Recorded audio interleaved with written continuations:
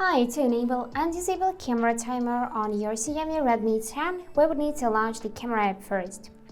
So here in this photo mode, just take a look at its upper panel and tap on the three lines. Now after that, the second section is for the timer. Now it is disabled, and to enable it, we can select one of these three options: 3 seconds timer, 5 and 10 seconds. Let's choose 3 seconds. And now it is light up orange like that. So to take a photo, we will need to press this camera shutter button and the photo will be taken after 3 seconds. Let's test it. Yep, here we got the timer and photo is taken right after 3 seconds. To disable timer, just go back in these 3 lines and here switch from this option to the first one with this clock icon. And that's it for today.